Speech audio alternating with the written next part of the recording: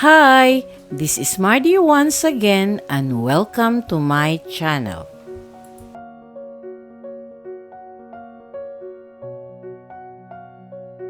Hello mga kaistorya! Welcome to At Home with Mardy. Before the headlines, before the campaign posters, and long before the familiar last name echoed through politics, there was a story quietly unfolding behind the scenes. Tonight, we pull back the curtain on Leandro Antonio Legarda Liveste, a figure often seen through the lens of legacy, but rarely through the full weight of his own journey.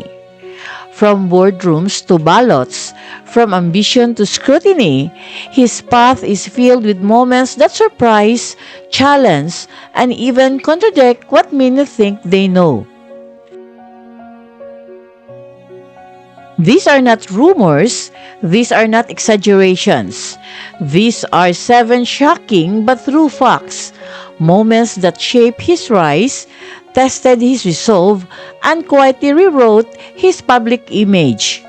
The question is, how much of Leandro Liveste's story have you really been paying attention to? So sit back, relax, and let's get started. If you are new to my YouTube channel, please don't forget to like, comment, and subscribe. At para updated kayo sa mga susunod kong videos, please click the bell notification below. At sana po, don't skip the ads and please watch until the end of my video. So here are 7 shocking but true facts about Leandro Antonio Legarda Liveste you didn't know. Number 1. Full name and identity. Known to many simply as Leandro Liveste, his full name is Leandro Antonio Legarda Liveste, carries the weight of both enterprise and public service. Lumaki siya sa isang background na hinubog ng business acumen at political lineage, kaya unti-unti niyang binuo ang sarili niyang pangalan. Sa paglalakbay niya bilang isang Filipino businessman at politician, malinaw kung paano niya binalanse ang mundo ng commerce, advocacy at governance. Ayon sa mga public records at biographies, ang kanyang identidad ay sumasalamin sa isang personalidad na lalong nagiging visible sa usaping pang-ekonomiya at pampolitika ng bansa. Number 2, family background.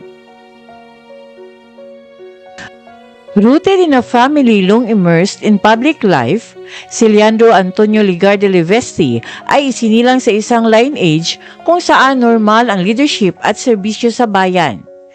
Siya ang anak ni Loren Legarda, isang veteranong senador na kilala sa dekada-dekadang paglilingkod sa bansa, at ni Antonio Liveste, dating gobernador ng Batangas. Ang ganitong political heritage na madalas banggitin sa mga biography at public records ang naglagay sa kanya mula pa noon sa gitna ng usapin ng governance, influence at public responsibility. Isang kontekstong humubog sa landas na kalaunan ay tatahakin niya sa sarili niyang paraan. Number 3, political position. Sa isang mahalagang yugto ng kanyang pampulitikang paglalakbay, formal na pumasok sa pambansang eksena si Leandro Antonio Legarda Liveste nang mahalal siya bilang kinatawan ng Batangas 1st Congressional District noong 2025. Ang pagkapanalong ito ay nagmarka ng kanyang paglipat mula sa impluwensya sa likod ng mga advokasya tungo sa aktual na papel sa paggawa ng batas. Isang hakbang na naglatag sa kanya bilang bagong boses ng Batangas sa Kongreso at nagpatibay sa kanyang lumalawak na papel sa public service. Number 4, historic election win. Sa isang panalong nag-iwan ng marka sa kasaysayan ng lalawigan, nagtala si Leandro Antonio Ligarda Leveste ng isang historic election win matapos masungkit ang kanyang congressional seat na may record-breaking vote total, ang pinakamataas na naitala sa kasaysayan ng Batangas. Ang tagumpay na ito ay hindi lamang simpleng panalo sa balota, kundi isang malinaw na pahayag ng malawak na suporta ng mga botante na nag-angat sa kanya bilang isa sa mga pinakamatibay na bagong tinig sa lokal at pambansang politika. Number 5, Leandro Leveste, Business Ventures. Beyond the halls of politics, Leandro Antonio Ligarda Leveste has carved out a formidable reputation in the business world. He is widely recognized for founding and leading renewable energy ventures that reflect a forward-looking approach to sustainability and innovation. His presence in the corporate sector was further underscored when he acquired significant shares in ABS-CBN Corporation, a move that signaled both confidence in major Philippine enterprises and his growing influence across industries. Together, these ventures paint the portrait of a businessman who moves deliberately between innovation, investment, and long-term national impact. Number 6, Leandro Ligarda Leveste is a young entrepreneur. Ipinanganak noong 1993, si Leandro Antonio Ligarda Leveste ay mabilis na sumikat sa murang edad. Tinatahak ang isang landas na kakaunti lamang ang kanyang henerasyon ang nakaabot ng ganong kaaga. Bago pa man siya pumasok sa mundo ng politika, naitatag na niya ang sarili bilang isa sa mga pinakabatang bilyonaryo at business leaders sa Pilipinas. Patunay ng ambisyon, matalinong pagkuha ng risk at maagang tagumpay. Ang kahangahangang pag-angat niya sa larangan ng negosyo ayon sa public records at biographies ang nagsilbing matibay na pundasyon ng kanyang paglipat patungo sa public service. And number 7, Antonio Ligarda Leveste's political lineage. Woven into his public identity is a deep political lineage, anchored by his mother Loren Ligarda, whose long and influential career has spanned decades in Philippine politics.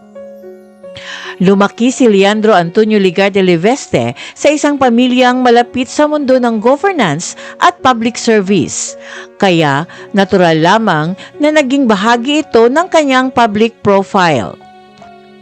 More than mere background details, this heritage has often framed how the public understand his entry into national life, kung saan ang personal niyang ambisyon ay nakaangkla sa isang backdrop ng legacy, karanasan at matagal ng political engagement.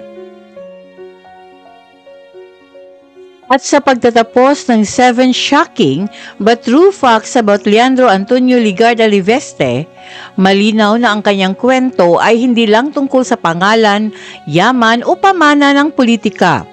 Isa itong salaysay ng maagang ambisyon, matitinding desisyon at paglalakbay sa pagitan ng negosyo at public service.